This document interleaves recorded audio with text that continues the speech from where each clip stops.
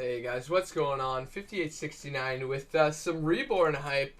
Yeah, that's right. We've moved over to Reborn. We've got all our replay analysis now is going to be on Reborn.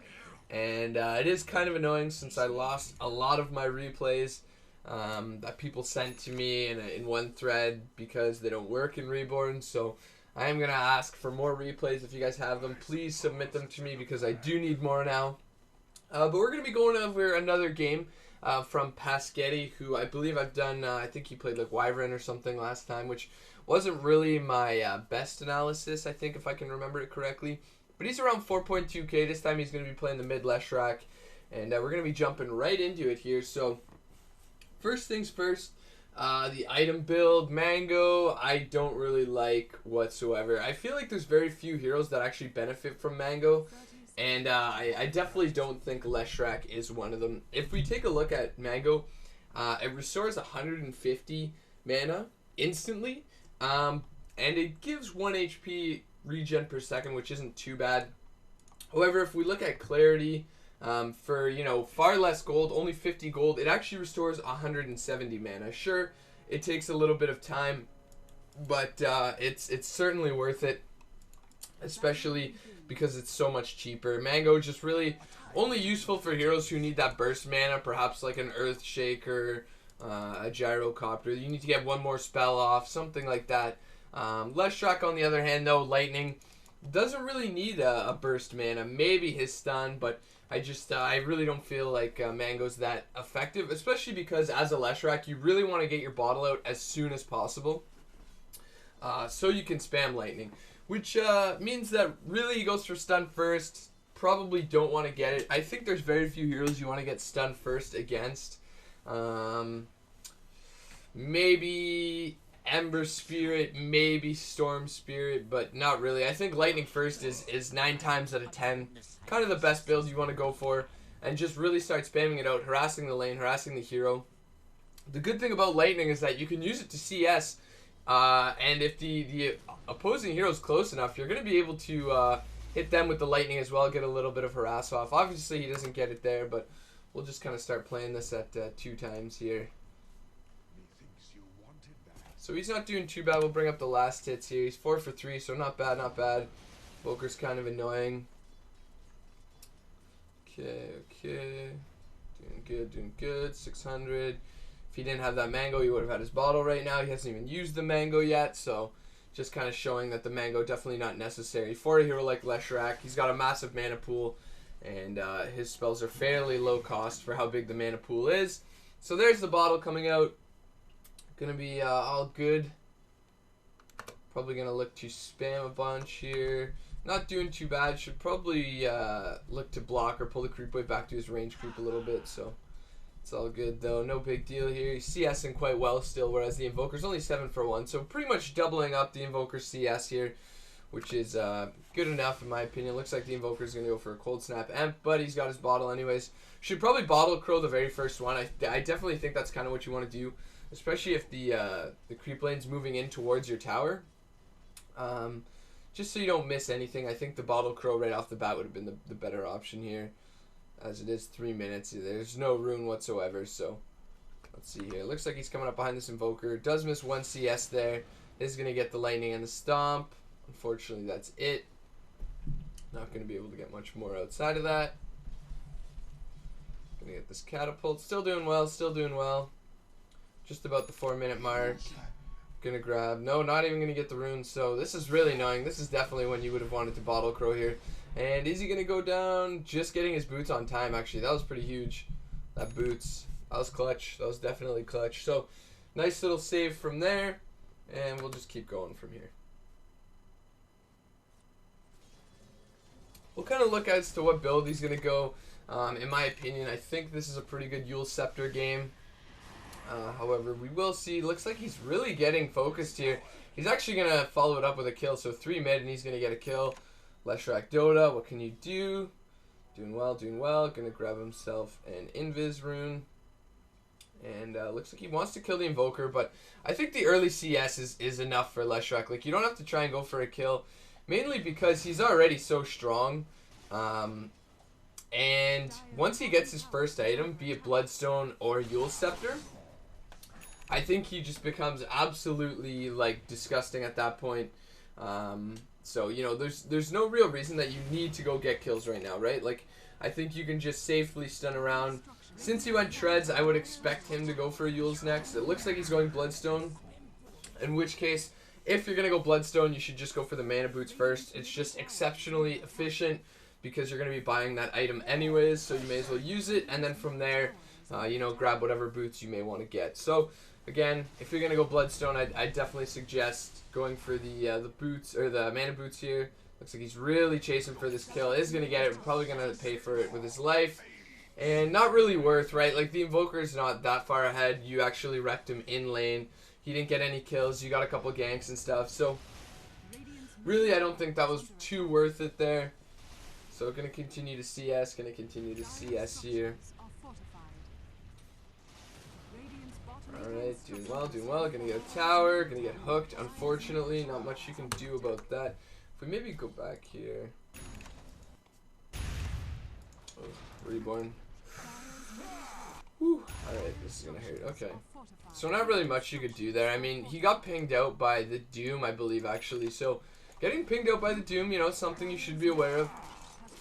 You're above 4K, so, you know, probably be paying a little bit more attention. Just watch the rotations from the Pudge, because really I think at this moment, like, the Pudge is one of the few heroes that can kill you. Like, I don't know if the Nyx can actually kill you. I don't think the Nyx can. Even if he gets his full combo off, I think you can just stun the ground and walk away after that.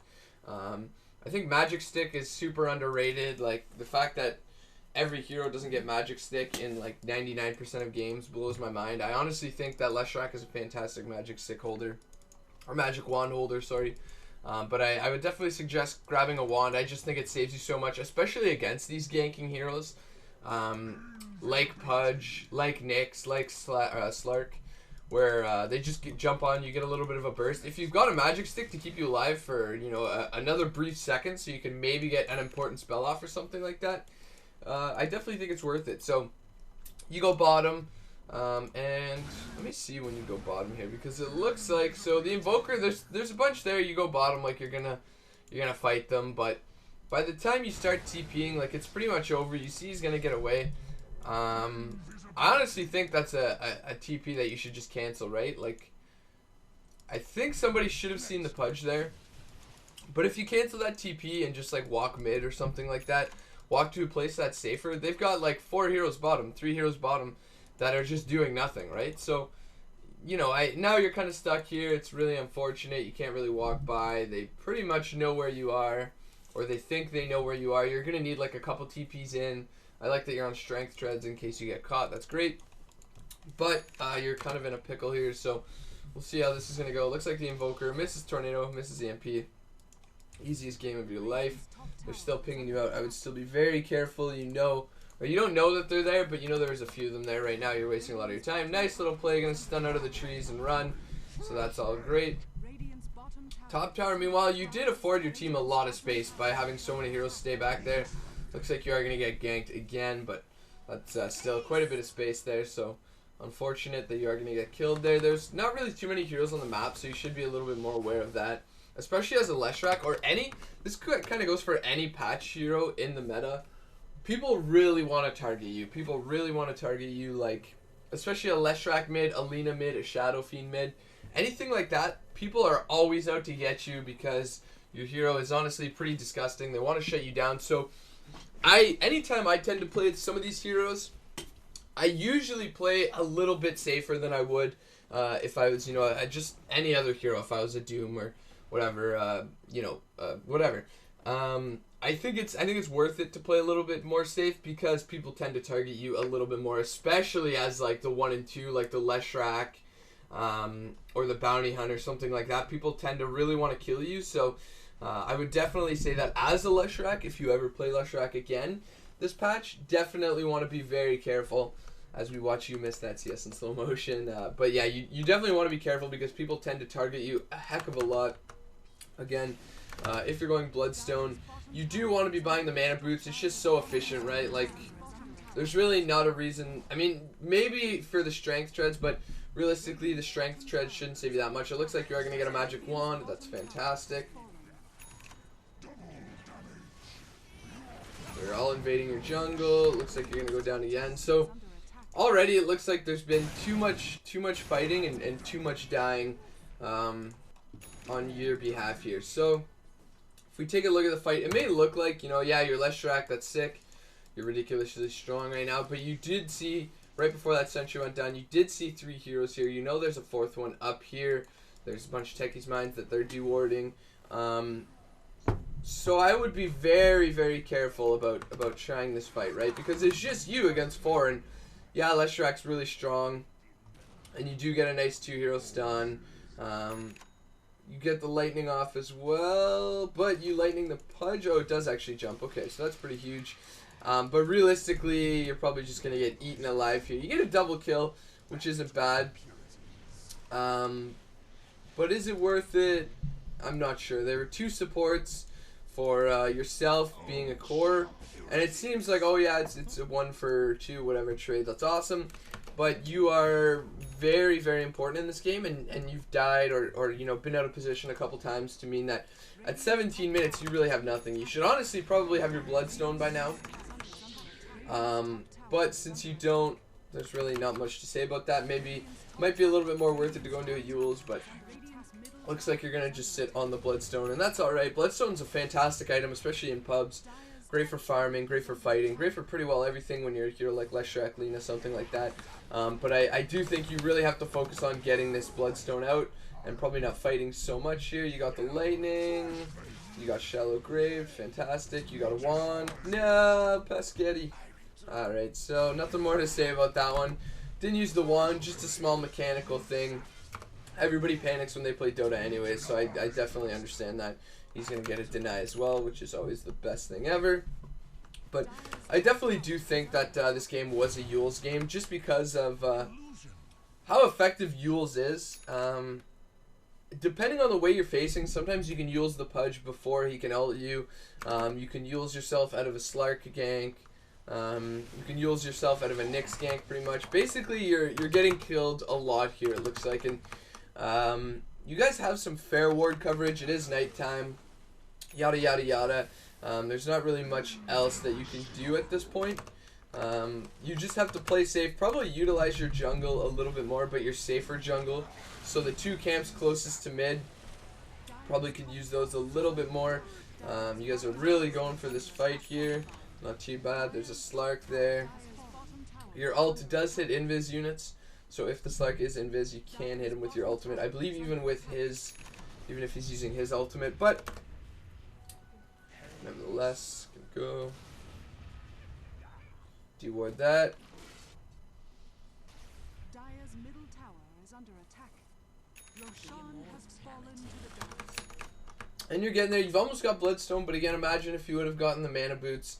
You pretty much would have had it, right? Like, you would have already been another 900 gold up, that 1,000. You would have only needed whatever, what is it, 700, 800 gold, 900 for the Bloodstone recipe. You would have only needed 900 gold at this point instead of another, whatever, 1,800 or whatever, how much more you still need. So,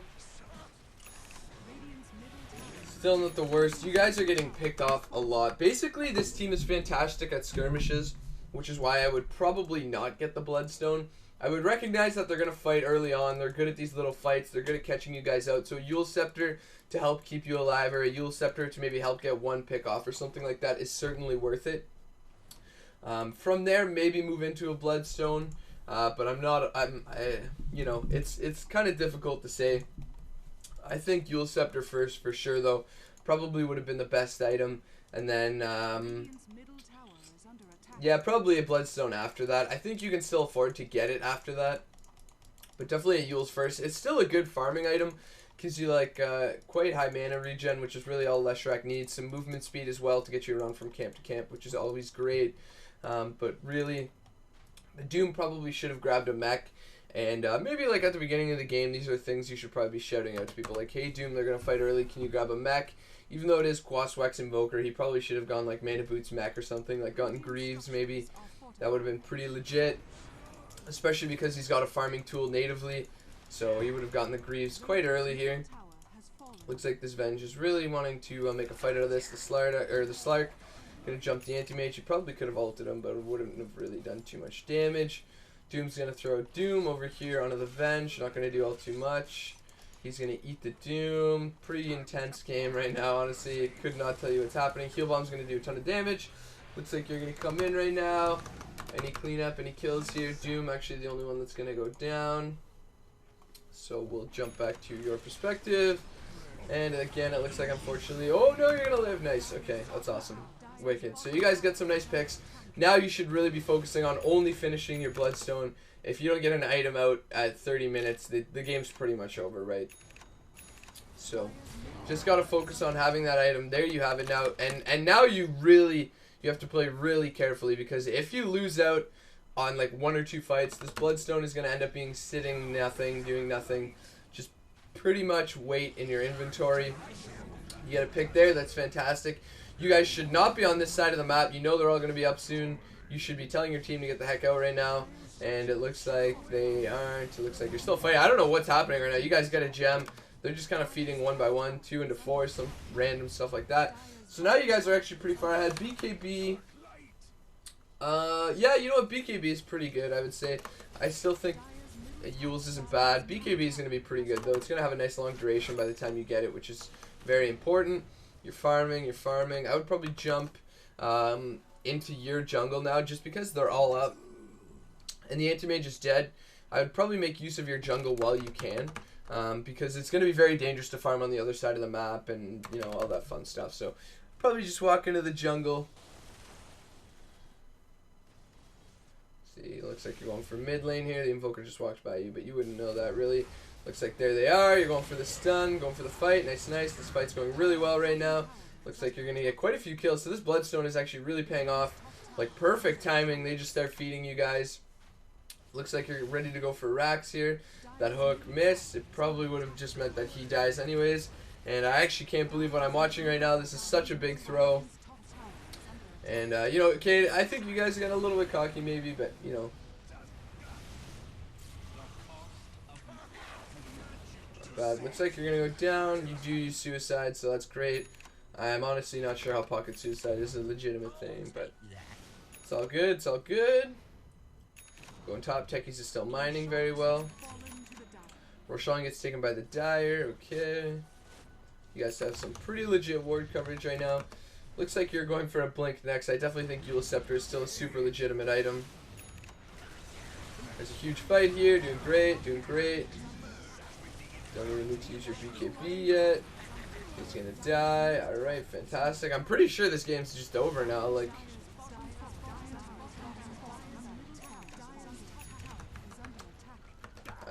Alright, so this was actually a fairly short game, like, okay, I think if you turn around and fight immediately there, you win, but, alright, basically we'll just speed this up till the game ends, which is going to be soon.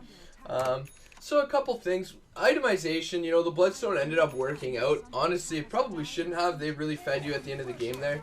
I think recognizing, like, at the very beginning, this is definitely a Yule's game. Into Bloodstone most likely, and you probably would have had them close to the same time, just because the Yules may have afforded you, you know, another, maybe escaping a gank or two, maybe grab you another kill, but it was a very wonky game. Honestly, they probably fed you guys back into this game. I don't want to take anything away from your team, but it was a super weird game. I'd definitely say work on the itemization a little bit. You could have had a wand earlier on as well, which I think wand is really underrated. By the time you got it, I don't think it was that useful. A couple of map things, like some map awareness. You got ganked mid once as well, which was kind of unfortunate. You probably should have expected them to rotate towards mid after you left bot lane. You died from that pudge after getting hooked there. That was pretty unfortunate. Doom pinged him out. You probably weren't expecting him to go for it, but I'd say if there's a Doom, you may as well, or if there's a Pudge, you may as well just stand like in the middle of a creep wave, make it harder, because you never know what's going to happen, and obviously that did happen, so something to keep in mind there. I'd say maybe farming a little bit more instead of fighting if you're going for something like a Bloodstone, because with an item like Bloodstone, there's really nothing that builds up to it, right? Like maybe a soul booster, sure, but that's about it, right? So when you're buying it, you're trying to buy the pieces. Nothing really helps you fight. You know, like a soul booster gives you some HP and mana, but that's about it. So you really want to get out the full bloodstone as quick as possible so you can really reap the full rewards from it. Because the items that you're building up towards it aren't really that great compared to, like, you know, obviously Leshrac wouldn't build this, but if you're building a Sage and Yasha, you know, the Yasha is already good enough, so maybe you can fight in between with the Yasha or in between with the Sage. But something like a Bloodstone that really doesn't have pieces that are good at fighting or useful to you early on, you really want to try and get the Bloodstone out as quick as possible. Sure, the Soul Ring maybe helps a little bit, but you definitely want to rush that out. BKB from there worked out a little bit, but I mean the game was honestly over, so kind of a hard game to go over just because it seems like you just died a lot and then they threw.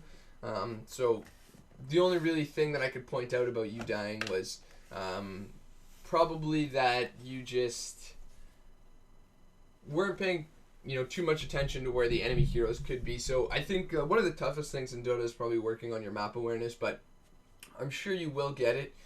So, you know, just keep working on the map awareness, maybe paying a little bit more attention. You dodged a nice gank mid. You ended up buying a wand, stuff like that. You could have bottle crowed at the very first bottle. I think that's usually what you want to do, is bottle crow the first bottle, especially if it's right before the rune, or if your supports aren't checking the runes, you usually want to bottle crow because you missed the like 2-minute rune, and then the 4-minute rune, excuse me, it was just stolen from you. So probably just bottle crowing, and it's pretty efficient to bottle crow on the first one, just because most of the time people won't have anything by that time yet. Like nobody on your team will be buying anything, so it's okay to steal the courier that one time. But I think bottle crowing there would have definitely helped you stay in lane a little bit more. You probably would have gotten pushed out, and you know, that TP bot lane you probably could have canceled. Just recognize that there was nothing you could do. The fight was already over. The anti-mage was getting out. And then from there you move mid, you farm a little bit more efficiently, just because bot lane you only got a few creeps and you ended up staying there for a couple of minutes, right? So that was actually pretty bad. That actually probably was a huge dent in your gold per minute just by sitting down there and not doing too much. So something to be very careful of where you TP. It's fine to cancel a TP. Honestly, people do it all the time in professional matches. If you're not going to do anything there, then it's worse for you to go there than it is for you to waste the 100 gold on a TP, right? Because so you spend the 100 gold to TP there, and then you wait there, losing out on more potential gold mid or in the jungle, you know, the two safer camps towards the mid lane there that maybe you could have done as well. So overall, you lose out on about 400, 500 gold just by TPing down there, as well as quite a bit of experience. You made some space for your anti-mage, but as an anti-mage, he should be making space for himself just by cutting creep waves and, you know, being a very fantastic player. So hopefully that was a good replay analysis. Like I said, it was a little bit hard because the enemy team just ended up dying near the end, and that was about it. Your team fighting positioning wasn't that bad. Again, though, when you're playing against a hero like Pudge or something like that, you've got to be very careful with where you are because they've got some fantastic gap closing with the hook, with the Tornado EMP, with the leap. So it's kind of sketchy to play like that. I think if you wanted to be really safe this game, you could have done something like Yule Scepter Glimmer Cape and just run around Glimmer, like initiate with the Glimmer Cape or initiate with the Yules and then follow up with Glimmering yourself and outputting whatever damage you can. A lot of people don't realize how good a Glimmer Cape is on a Leshrac, even if he is a core. You know, obviously you went Bloodstone, whatever, that was fantastic as well. But even if when you're that far behind, I think Yule Scepter Glimmer are actually a pretty good set of items, mostly because obviously this team is essentially magical damage between the Pudge, Invoker, the Nyx. A little bit of the Slark and Venge is physical, sure, but they weren't really your problem. It seemed more like the Pudge and the Invoker were your problem. So something to keep in mind. Again, Glimmer, pretty good option for yourself as well if you're, you know, kind of a little bit behind and nobody else in your team is going to buy a Glimmer for you, something like that. So again, thanks Pasketty for the replay. Hopefully it wasn't too bad of an analysis. Seems like every game you've given me has been kind of hard to go over, but thanks again for sending them in, and hopefully you guys watch out for my next replay analysis. Hey everyone, thanks for checking out the video. Hope you enjoyed it. feel free to check out some of my other videos. I have my series From Lane to Lane where I just cast some everyday pubs that you guys send me. I also do some more professional pubs like games from Koikva, Miracle, whoever I can get my hands on from Dodo Buff. I have a learning series as well, so feel free to check that out. There's some more info in the description as well as some videos linked in the annotations at the end here. Thanks a lot.